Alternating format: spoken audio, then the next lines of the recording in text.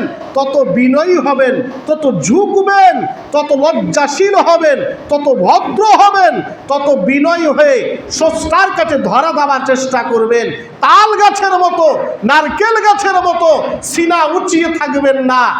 আপনি ফলদায়ক গাছের মতো সুগন্ধযুক্ত, সুবাসযুক্ত, আমাদের প্রয়োজনীয়, নিত্য প্রয়োজনীয় সুস্বাদু ফল গাছগুলো যেমন ঝুঁকে যায়, নিচেকে নুইয়ে দেয়, আমরা যত বড় হব, আমাদের মান যত বাড়বে, আমরা যত পদ বাড়াবো, আমাদের সম্মান যত বাড়বে, আমরা যত শিক্ষিত হব, আমরা যত যৌবনে পাদর্পণ করব, আমরা নিজে তত বেশি ঝুঁকে যাব স্রষ্টার কাছে এবং পৃথিবীর পরিবেশের কাছে।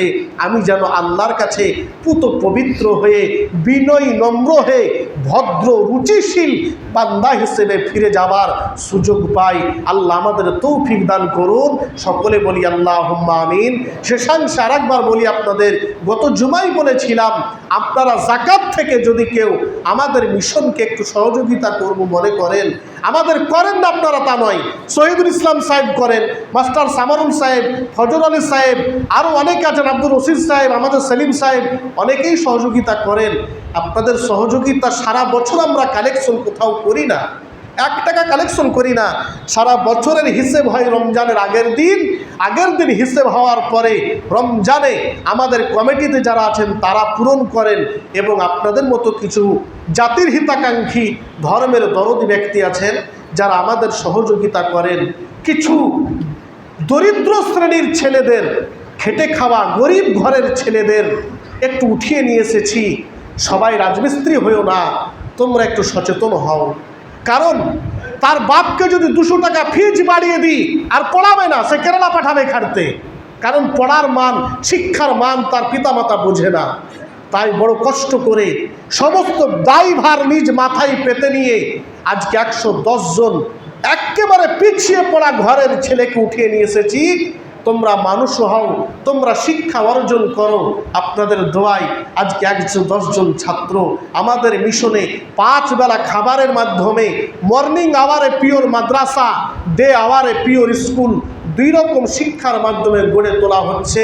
আমাদের হাতেমুল ইসলাম সাহেব, সামারুল সাহেব, সেলিম সাহেব, আমাদের আলাউদ্দিন ভাই, অনেকে আমাদের কনফারেন্সে গিয়েছিলেন। আমাদের ছাত্র কিভাবে তৈরি হচ্ছে তা ওনারা দেখে এসেছেন।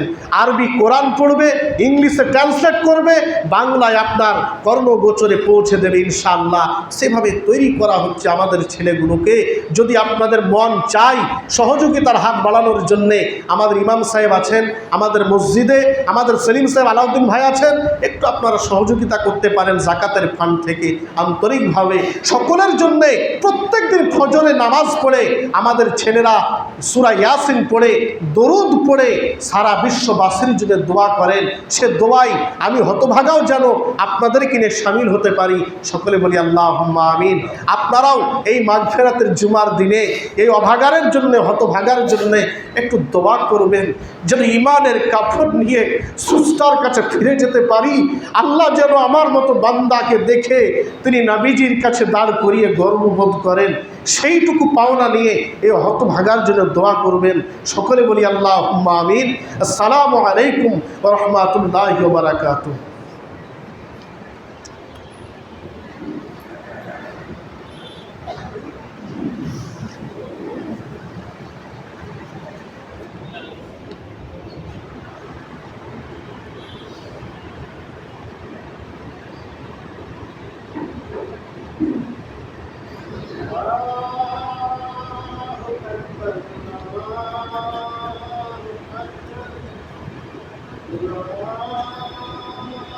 الله أكبر